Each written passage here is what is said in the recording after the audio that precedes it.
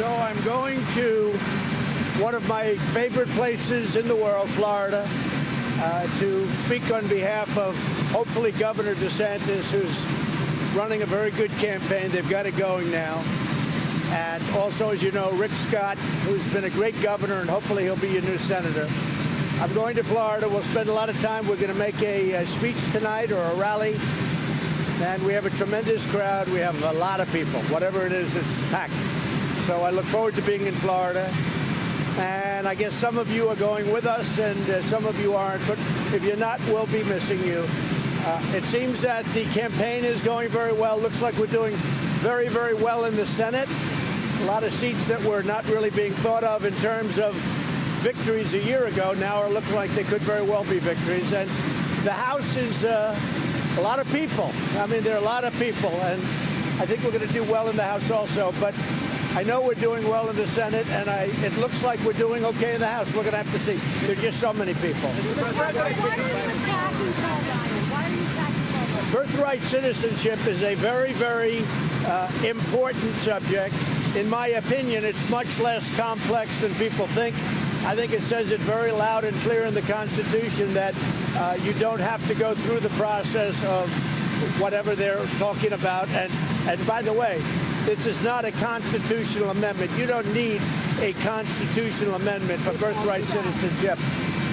I believe that you can have a simple vote in Congress, or it's even possible, in my opinion, this is after meeting with some very talented legal scholars, that you can do it through an executive order. Now, I'd rather do it through Congress because that's permanent, but we can certainly do it through, I really believe we can do it through executive order. One other thing, if President Obama can get DACA approved, if you look at DACA, where he actually said, well, this isn't legal or this I can't do, but I'll do it anyway, and then he gets a judge to approve it, and it'll ultimately be decided by the Supreme Court, I hope quickly.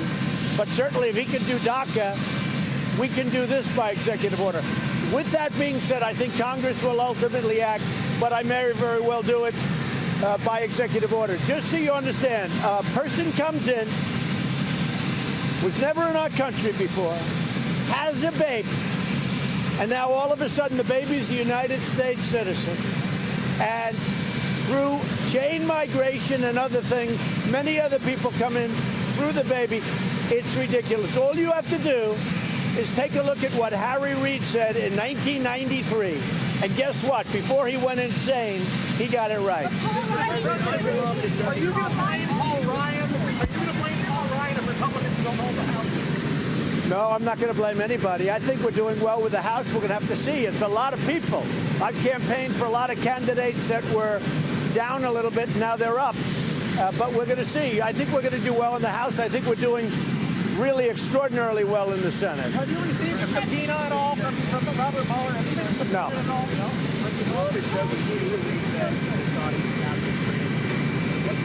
Say it again, what?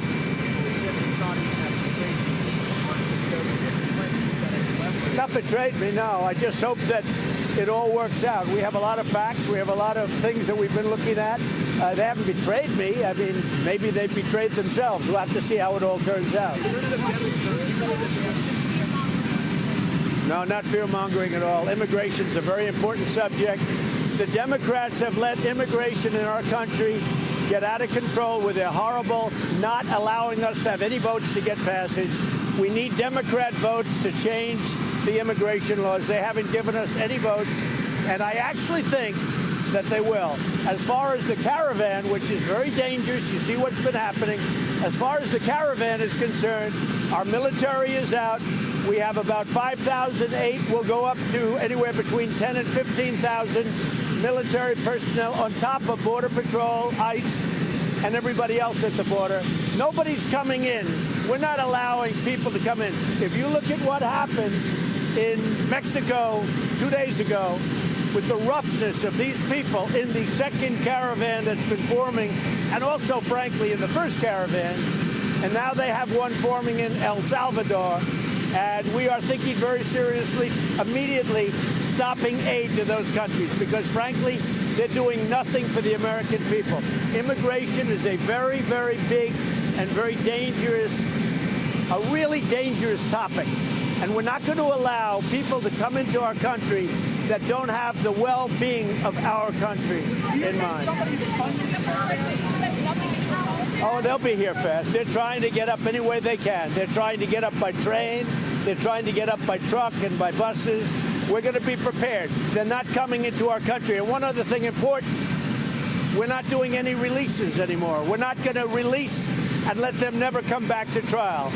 We'll build 10 cities. We'll build whatever we have to build in terms of housing. But we're not doing releases. What's been happening over years is they would come in, release them, and they'd never show up for their trial. And we now have 25 or 30 million people in this country illegally because of what's been happening over many years. So we're not going to allow it. It's dangerous, and it's very unfair to our citizens. With that being said, I want people to come into our country, but they have to come in legally, and they have to come through merit, a merit system, because we have many companies, as you know, car companies, Foxconn, that does the Apple computers and iPhones. We have many, many companies coming into our country. We need people. We want them to come in, but we want them to come in through merit, and we want them to come in legally. Do you think somebody's funding the caravan? Do you think everybody's paying for the caravan? I wouldn't be surprised. Yeah, I wouldn't be surprised. No, I wouldn't. I don't know who, but I wouldn't be surprised. A lot of people say yes. Have you heard from Kanye West? We get along great. He's a good guy. Say it? No, I don't think so. Whatever it is, here's the thing. I don't view suburban districts or any other districts. I view the country. Our country has to be safe. And by the way, women, we're doing very well with the women vote because they want security. They want safety. They don't want these people pouring into our country totally unchecked. And when you look at what happened to the Mexican police and you look at what happened 2 days ago to the Mexican military, it's a dangerous group of people. They're not coming into our country. Thank you. We'll see you in Florida.